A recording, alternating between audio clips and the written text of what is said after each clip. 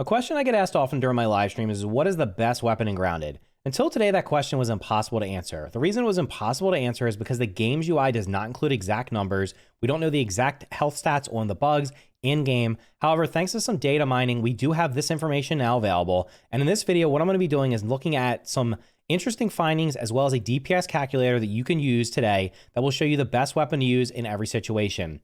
Now, I want to make sure I go out of my way to thank the person who's put this all together. That's Blahol over on the Grounded subreddit. He's also known as Sean P on the Grounded Discord. Make sure you're following him on the subreddit. He's already put up 4 or 5 posts before this, all with data mine information, going over the armors, the weapons, the mutations, basically everything in the game. After an update comes out, he's been the one doing the comparisons, making sure things that were not included in the patch notes that we're made aware of. I've used his information in the past for videos, so he's definitely probably right now the top data miner for the game. So make sure you're following him, and special thank you to him because this information what we're going to be looking at today would not be possible without his work. So what I want to do first is I'm going to quickly go through this post here. I'm going to leave a link for the post in the description down below because it's quite long. I'm not going to read the whole thing because that would make the video very, very long. Instead, what I want to do is cover the key points that I think are most important. We're going to look at the DPS calculator. There will be a link for this down in the description below. I do encourage you to read through the entire thing so you can understand exactly what the game is doing right now, how it's working, and also how the DPS calculator can best benefit you.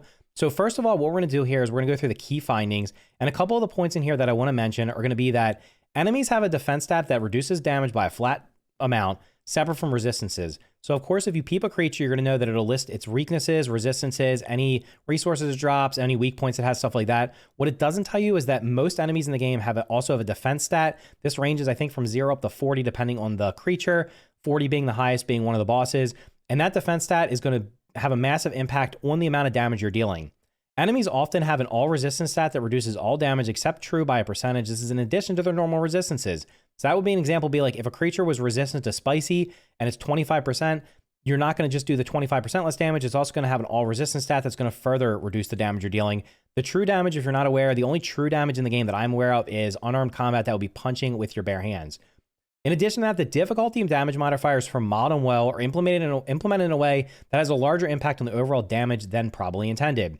What this means is you're going to basically be having an easier experience on mild. You're going to be having a tougher experience on woe mode based on the way it's calculated. What's supposed to happen is going to be in mild, you're supposed to be doing more damage and the creatures are doing less damage compared to normal. In woe, you're supposed to be dealing less damage and the creatures are supposed to be dealing more damage than in normal. What it's ends up being is instead of it being a 25% difference, it ends up being a higher percent, something like about 30%. You're going to be doing like 30% more damage in mild and 30% less damage in woe instead of the 25 and 25. Next up is going to be mighty upgrades with their increased damage scaling to weapons, end up being better than utilizing candy weaknesses on any enemy with substantially high defensive stats, where you'll be dealing the minimum damage. We're going to talk about minimum damage anyway. Basically, if you're aware, when you upgrade the mighty path, you're going to be getting extra damage. So instead of it going from 25 to 30% using the candy, you'll go from 25 to 35, 35 to 45, up to a maximum of 65 going mighty, but only 45 going one of the candy routes. Next up is going to be self buffs, example being smoothies, food, stuff like that, as well as enemy debuffs like the Javelineer mutation, Barbarian,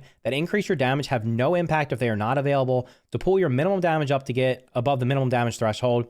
Example being on a boss fight with excessively high defense and resistances. This is often the case. That would mean so when you're fighting like the boss, like the Director, if you're using Javelineer and you're also using the smoothie that gives you the Liquid Rage that gives you the extra 10% damage buff, because they're not getting you above the minimum threshold, you're not actually going to be taking any advantage of them. They're going to be basically completely useless. That's a key thing that I hope is going to get addressed. We're probably going to make a follow-up video to this, addressing all these things that definitely need to be looked at, because I really think that based off the information I've seen that's been shared with me in this post and also on the side, is that there's a lot of things in the game that look like they're not being calculated as intended, or if they are being calculated as intended, we're not being told about them. So anyway, again, let's go down here and quickly get through the rest of this stuff. Adding a candy upgrade to a generic weapon or a weapon with 2 baseline damage types will remove and replace with one of those types. There is no such thing as a generic plus candy weapon. That means the Mint Mace and the Salt Morningstar are not considered generic. They're only considered a Mint weapon and a Salt weapon. In addition to that, the Scythe of the Blossoms ends up losing, I believe it loses its slashing damage. So it does slashing and chopping by default. If you go a candy upgrade path, it's going to, or when you upgrade it, it's going to end up losing the slashing and only be doing chopping damage. Bosses gain different resistances as they move through their phases. As an example, and in the case of the Broodmother, she ends up being overall resistant to spicy instead of weak to it. This is an extremely interesting finding because when you peep the Broodmother, it says she's weak to spicy. I will guarantee you, if you fought the Broodmother before, you will notice that about midway through the fight, maybe 2/3 through the fight, you're going to suddenly, using the same exact weapon, do far less damage. And that's because she's getting an extra resistance to spicy, because most of the time people are using spicy weapons against her. Now, real quick, I'm going to just breeze through this because I don't want to go into super detail on this. I'm going to leave that up to you guys to read. But basically, there's a damage formula here. And what that does is you're going to take the base damage times the weapon level modifier. So that's going to be your weapon, whether it's levels 0 through 9, times the difficulty modifier. If you're playing on normal, it's 1. If you're playing on woe mode, I believe it's 1.25. And if you're playing on mild, it's 0.75, or maybe it's 0.5, 1.5. It's in the calculator. Then you subtract the enemy defense, which is a hidden stat, times the resistance modifier, which would be the 25 or 50% resistance or weakness. And then that's going to end up giving you your overall how much damage you're dealing. Then down here, we're going to go through the example where it says, for example, if you were attacking a ladybug with a fresh stabbing weapon, the total resistance modifier will be determined as follows. The ladybug has the 0.7 all resist, which is not shown on the creature card. She's resistant to stabbing, so you're only going to do half the damage, but she's weak to fresh. You're going to be doing 1.5, which means you're going to be doing a 0.562 overall, where more likely than not, if you were looking at that and seeing, oh, she's resistant to stabbing, but weak to fresh, more likely than not, you're probably thinking that cancels out, but in the end, you're actually doing far less damage. So the one thing I wanted to bring up was, and we're going to bring a little calculator over here for this real quick. If an enemy has a 25% resistance, meaning you're only going to deal 75% of the damage, but it also has a 25% weakness, meaning you're going to deal 25% more, you'd probably be thinking that the way this is going to work out is you're going to be doing 0.75, and then you're going to be doing the plus 1.25, and then you're just going to divide by 2, and you're going to be doing 1 damage, right? So the negative 25 and the plus 25 cancel out. You'd be doing there'd be no difference. That's not the way the game works, because the damage calculator is not additive like that would be. It's actually multiplicative. So what that means is you're going to take the 0.75, multiply that by the 1.25, and it's not going to be a wash. Instead of doing the 100% damage you're expecting, you're only going to be doing 93.75%. From looking at all the data right now, it looks like that more often than not, because of all the hidden resistances like the all resist, that overall we're going to be dealing less than the 1 damage we're expecting. So overall, the way this formula is being calculated, it's actually a negative overall impact on our gameplay, because we're going to be dealing less damage in general, on normal mode and especially on woe mode, than we would be expected. So hopefully they're going to take a look at that. And like I said, I'll probably do a follow-up video to this. But down here, we're going to take a quick look at the important findings here. This is kind of going to show you an example of how it's not working and how it should be working. And basically, this is going to say the flat defense reduction applies before enemy resistance or weaknesses. This is important. Here are 2 examples using a 50 base damage weapon. That means you're going to be dealing 50 damage against a 20 defense enemy that has the 0.562. So it'll be basically the ladybug up there. So the right way to do it is going to be you take 50 minus 20. So you take the damage minus the defense. That leaves 30 times the 0.562. You're going to be doing 16.875 damage. The wrong way to do it will be take the 50 damage, multiply it by the resistance, and then subtract the defense. Now, the issue with this is what we've been told up to this point from the systems designer, that the last I heard was the way it's supposed to be working in the game is this way, and it's actually working this way. It's actually working the exact opposite of the way they said. Now, it may have changed at some point in time. We've not been told it's been changed, but to the best of my knowledge, it's actually not, it's calculating the opposite way that it's supposed to be. So basically, the way this would work would be the difficulty modifier applies before defense resistance. Here are 2 examples using woe mode with the 0.75 modifier. That means you're going to be doing 25% less damage. So you're going to compare this here. So we're looking at the top, the way it's currently being done, which is going to give us the 9.8 damage. And the way it should be being done is the 12.625.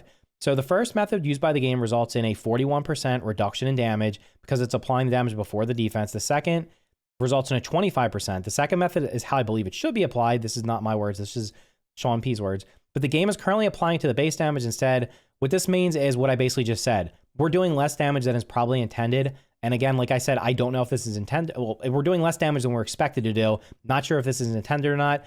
And then overall, the summary, this is going to be basically in woe mode, we're going to be doing about 30% less damage. In mild, we're actually going to be benefiting from it. We're going to be doing 30% more damage. Now, scrolling down here to another thing that's super important, this is going to be minimum damage threshold. This applies to both us and the creatures. So when you're doing damage or when you're taking damage, there is a minimum damage threshold of 25%. That would mean, as an example, if you're going to deal 100 damage, so we'll just use his example right here. Here's an example using 50 base damage, 30 enemy defense, and a 0.5 enemy resist. Doing the full damage would be 50 minus 30, which would be 20, times the 0.5 will be 10 damage. With the minimum damage threshold, we're going to benefit here because instead of doing the 10, we're going to do the 50 damage times the 0.25 or 12.5. So basically the game's going to be doing this calculation in the background. It's going to say, this is the minimum. It's going to take the higher of the 2 numbers and give us 12.5. Now, this is very important because What ends up happening is this means the additional plus 5% base damage per level you get from mighty upgrades compared to candy upgrades has a substantial impact on damage whenever you're not fighting an enemy with a high resistance. You will be dealing the minimum damage threshold.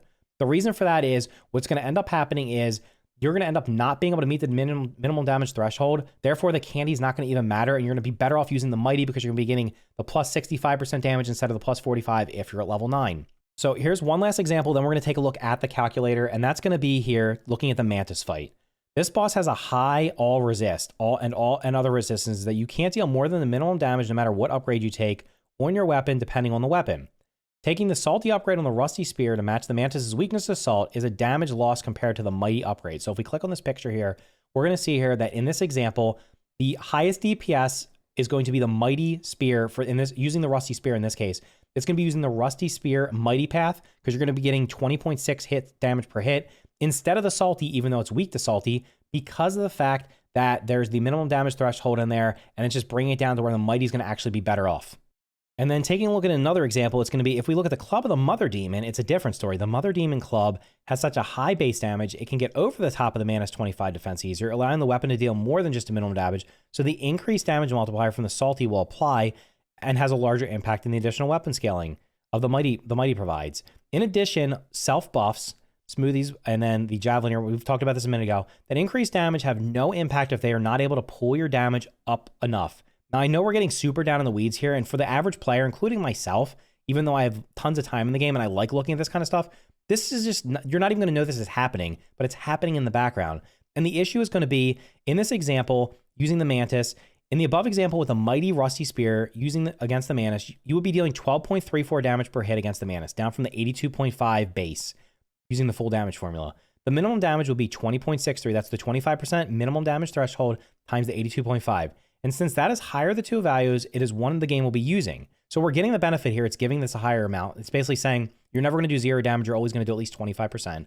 That means you would need to increase your 12.34 above that 20.63 through buffs, debuffs before those would start to have any impact. That means if you're using Javelineer, if you're using the Liquid Rage Smoothie, if you're using Koi Scale Armor for the extra damage after perfect block, if you're using the Fire Ant Armor from the Corrosion, you're essentially going to have to increase your damage by 67%, which is not possible via any combinations in the game right now. I think the highest I saw was maybe like 45%, 50%, something like that. So it's not even possible. So even with all those, you still cannot crack the minimum damage threshold in this boss with this weapon. This is mostly only a problem in boss fights with extremely high levels of resistance. But in these specific cases and fights, sometimes, depending on like some beefy enemies, the buffs will be absolutely doing nothing. They will have no benefit at all. This is a major issue because that means you'll be drinking smoothies, putting mutations on that in specific situations, unbeknownst to you or me or 99.999% of the people playing this game, you'll be having a mutation on or drinking a smoothie and it will have absolutely zero impact and you'll be better off using a different buff. So what we're going to be doing now is we're going to be taking a look at the DPS calculator. I'm going to show you how you can use it to make it and how I'll be using it and then how you can take advantage of it and also talk about some changes that are going to be made in future versions of it to make it even more useful. So if we go to the top of the post here and click this link, it's going to take us to this damage calculator. I'm going to leave a link for this down in the description below. But basically what you're going to do when you go in here is you're going to click File, Make a Copy, and then you're going to save it to your drive here on your Google Docs here. So it's going to take me over here. This is my copy of it. And this is very simple to use. It's actually like super, super easy. If you want to look at all the information behind it, you can certainly do that. But mainly we're going to be looking here is the calculation tab. So up at the top, you're going to have your difficulty mode. If you're doing mild, you can put mild. It's going to do the 1.25 because you're going to be doing 25% more damage. If you do well, you're going to be doing 25% damage. We're going to be using normal because I think 90% of the people play on normal. Over here, you're going to have the weapon level. You're going to have the upgrade path. So you can either choose mighty or candy. And then down here, you can choose the tier limiter. So what this is going to be useful for is depending on who you're fighting. Over here, you're going to be selecting your enemy. So in this example, let's just go down. We're going to start with a enemy you'd probably be fighting early on in the game. So we're going to be looking at an Orb Weaver here. So we click on the Orb Weaver, and because we're probably going to be fighting Orb Weavers early on, we're going to go with a max level 5 weapon, and we're going to limit ourselves to tier 2. We can actually limit ourselves to tier 1. So this will show us the best tier 1 weapon to be using against the Orb Weaver. Now, because nothing can be upgraded beyond level 5, so we won't even look at this just now. We're going to notice that the Pebblet Dagger is going to have the highest DPS, followed by the Larva Blade, and then the Rotten Larva Blade, and so on and so forth. If we up it to where we can go to tier 2 weapons, you're going to notice now the Bone Dagger and the Black Ant Sword are going to be best used for it. And then of course, if we go over here and change we can actually, let's change it to level 9. Let's say we have access to everything in the game. We'll change it to tier 3. Now it's going to show us the spicy Coltana, not surprisingly, because the Orb Weavers are weak, super weak to spicy here, is going to be giving us our best option. And that can only go the Mighty Path. So that's where we're going to go with that. Now let's move on to another creature. Let's go on and actually look at the first boss you'll be running into. So let's take a look at the Assistant Manager. So the Assistant Manager here, we're going to be able to have, we can only go to level 5 until we beat the Assistant Manager. We're going to have max level 2 here. So in this example, it's going to be, we're going to say it's going to use the Black Ant Sword. One thing I did not mention earlier was this currently does not include bows. The bows will, he said he's going to add the bows in the future, in a future version of it, so we can see, because there's so many combinations with the bows and the arrows. I think he said there's something like 80 something like combinations like that. So he's going to work on that for like a version 2 of this. But right now, if you're just using a melee weapon, and I think it does also include the staves in here as well, you're going to notice that the best weapon used against the Assistant Manager is going to be the Black Ant Sword at 24 DPS, and because we can't upgrade, these don't matter just yet. But if we move on to something else like some of the other bosses in the game, so we go down here, actually let's take a look at a Black Widow first. So the Black Widow, we're going to say we can get ourselves up to level 9, and we're not going to limit ourselves on weapons because we'll most likely have tier 3 at this point. You'll notice here, using the Mighty, it's going to say to use the Rusty Spear. If we go over here and change it to Candy, it's going to change. It's still going to show the Rusty Spear, but the DPS is going to be down. So let's go back over to the Mighty Path, and we will change this to level 9. We're going to notice the Rusty Spear is the best option. So which path should we go with the Rusty Spear? And the Rusty Spear is going to be down here, right here. And you're going to notice that in this case, Mighty is the best option. Now, the reason for that obviously is because the Black Widow is resistant to literally everything. But you're going to notice the Mighty path for the Rusty Spear has double the DPS, literally double the DPS of the other 4. So you're going to be, your best option for fighting a Black Widow is going to be using the Mighty Rusty Spear. Taking a look at, I just want to look at a couple of the bosses real quick. One's going to be the Broodmother, because this is a very interesting one. So if we take a look at the Broodmother, you're going to notice that, kind of surprisingly, the Spicy Coltana is way down here in number 9. And the reason for that was because, as I mentioned earlier, apparently part of the way through the fight with the Broodmother, after she does one of her phase things, like either the Scream or something like that, or the Jump, whatever, she has a different phase. You'll notice that if you're using a spicy weapon, your damage is suddenly going to go down significantly. That's because she gets like a super resist to spicy. So in this case, the best option to use is the Toenail Scimitar, which you can get in the upper yard. So we'll go down here and find ourselves the Toenail Scimitar and see which path it says to upgrade it on. So I'm assuming it's not going to be the spicy path. And you'll notice here that in fact, Mighty's number 1, Sour's number 2, Spicy's number 3. Now this is contrary to what you would think in the game, because obviously she's weak to slashing and she's weak to spicy. However, because they get this secret spicy resistance here, it's actually better to go to Mighty Path, and a significant increase here. As you can see, you're going to be doing 37.8 damage per hit versus the 25. What is that? Versus the 26. That's about like a 40% increase in DPS, 50% increase. That's a huge difference. So one last thing I want to look at is going to be the Director Smector. So we go down here, Director Smector. Director Smector is weak to smashing and weak to sour. That would probably make you think that the best option of fighting him would be a sour Black Ox Hammer. In fact, the Rusty Spear is number 1 on here. If we actually change this down here to the Rusty Spear, we will see, and actually let's change it to Candy just to show the Candy path here. Still showing the Rusty Spear being better. The Sour Battle Axe you can cross off here because you can't actually get it. But the Rusty Spear in any situation is going to just end up being better because of the minimum damage threshold. So if we go back to the Mighty path, we're going to go down here and look at Rusty Spear, and then we'll see what the best option is going to be. Now, you would think it would probably be Sour, but in fact, it is not. The Mighty Path actually is better than all the other ones. The reason for this is because, and this is a perfect example of how the minimum damage threshold is making the candy upgrades in this example completely useless. It doesn't matter which candy path you go, you're going to be doing the same amount of damage per hit because this is the maximum you can do with them. Versus if you use the Mighty Path, because you can get above that minimum damage threshold, you're going to be doing the 20.63 damage. So in this case, it's going to be best to use the Mighty Rusty Spear. So that's the calculator. That's how to use it. I'm going to leave a link for all this in the description down below. Make sure you hit the like button, and here's another video you might find useful as well.